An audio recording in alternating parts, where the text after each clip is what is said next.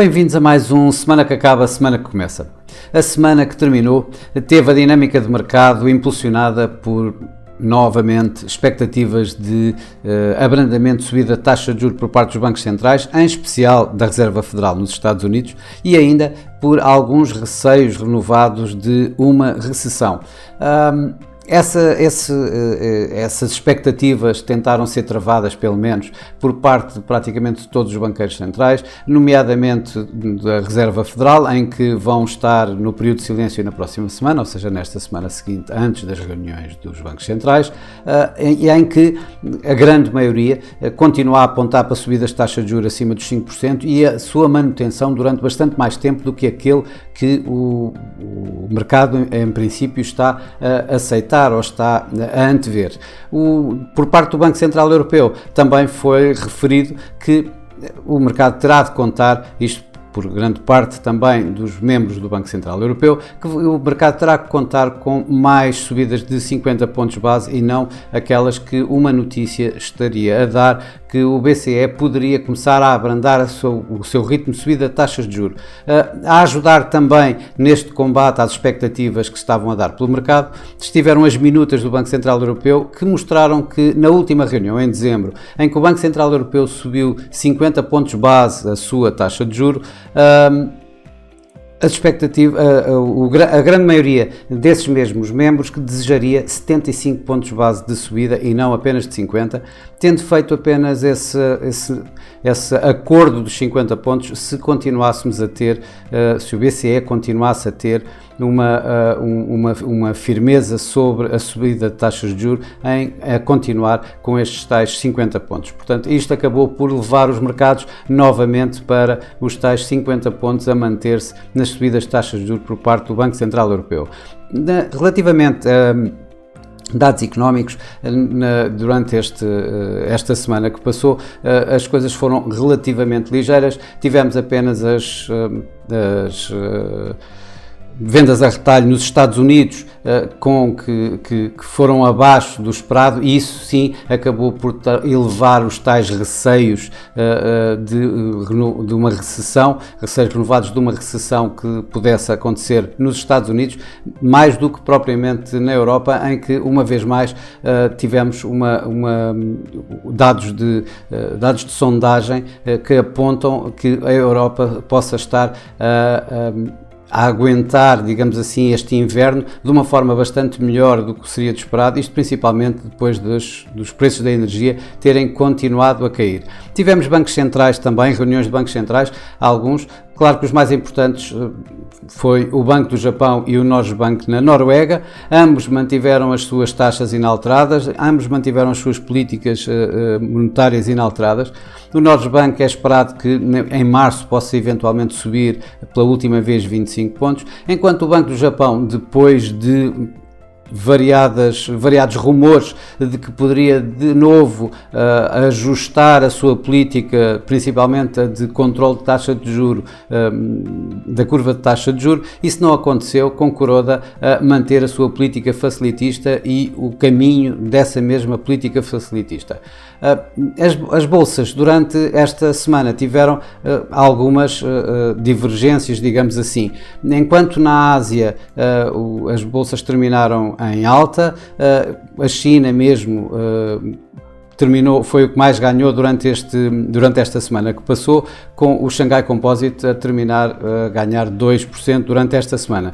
Já na Europa a situação foi inversa e as perdas, embora com ligeiras perdas, estamos a falar de que em média nas bolsas europeias perderam cerca de 0,5%. Já nos Estados Unidos, também, aliás, foi bastante mista, digamos, o final desta semana, em que durante esta semana, por exemplo, tivemos o Nasdaq a ganhar, que terminou com a semana em ganhos de cerca de 0,5%, mas já o Dow Jones terminou a semana a cair 2,7%. Ganhou a volatilidade, que esta semana voltou a subir cerca de 8%, os índices de volatilidade. Por cá, por Portugal, o PSI perdeu um pouco mais do que a média europeia. Estamos a falar de que a média europeia seria à volta de 0,5% e o PSI caiu à volta de um pouco menos de 2%.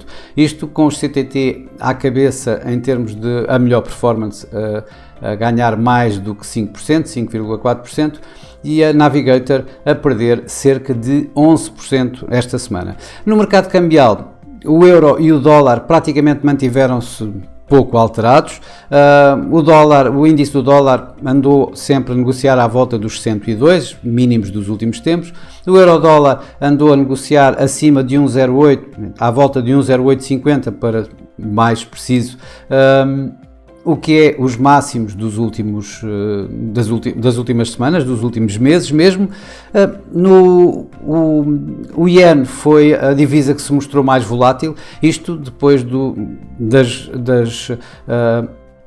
da reunião do Banco do Japão ter gerado aqui assim algumas expectativas se haveria ou não o tal ajuste. O mercado, grande parte dele, acreditava nesse mesmo ajuste e o iene estava a negociar em valorizações quando se deu a reunião, e depois de conhecida a decisão, o iene perdeu e perdeu bastante, ou seja, o dólar-iene foi rapidamente de abaixo de 128 para novamente acima de 131, no entanto acabou à volta dos 129,50, basicamente nos mínimos dos últimos tempos, ou seja, o iene a continuar em ganhos. Já a coroa norueguesa, depois da reunião do Banco da Noruega, manteve-se praticamente inalterada, tendo estado a negociar em mínimos dos últimos tempos. Se formos para o mercado das commodities, as commodities têm continuado a ter um suporte aqui maior, tanto na descida das taxas de juros, das yields obrigacionistas, como também pelo enfraquecimento do dólar, e isso viu-se uma vez mais esta semana, em que o ouro registou algumas valorizações, o cobre registou mais algumas valorizações e o petróleo subiu cerca de 2,5% uma vez mais. A próxima semana, que vai começar amanhã, é uma semana que tem tudo para ser um pouco mais calma do que aquela que vamos ter a seguir, seguramente, com bancos centrais, com importantes dados económicos, com tudo isso. Portanto, aí vamos ter bastante mais, um nervosismo bastante maior. Esta semana, aparentemente, será bastante mais calma. Ainda assim, tem alguns pontos de interesse.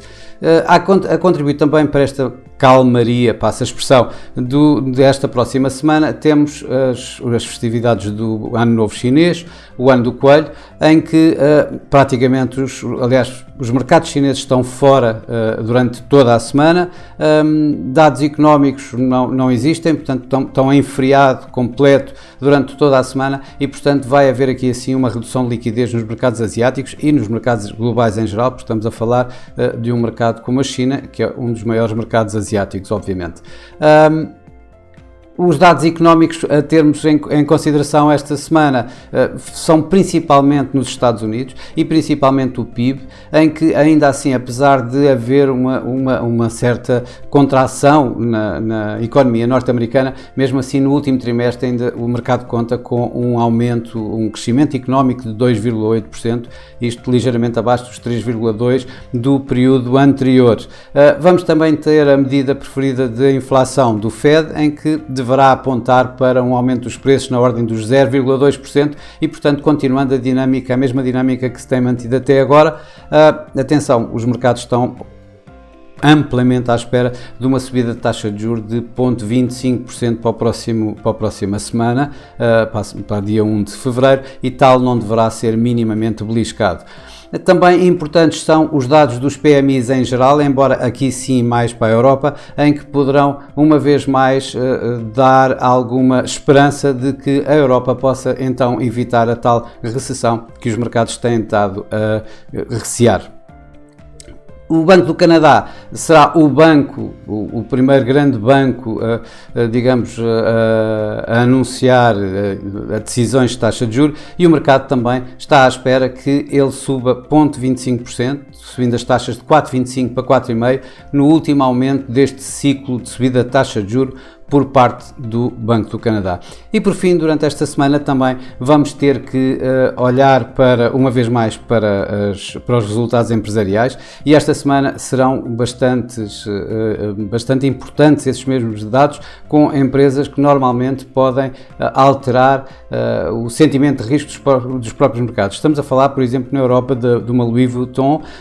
Estamos a falar, por exemplo, de uma Boeing nos Estados Unidos, da Microsoft, da Tesla, da Chevron, tudo empresas de forte impacto nos mercados e que poderão, digamos, como eu disse, alterar um pouco o sentimento de risco dos mercados.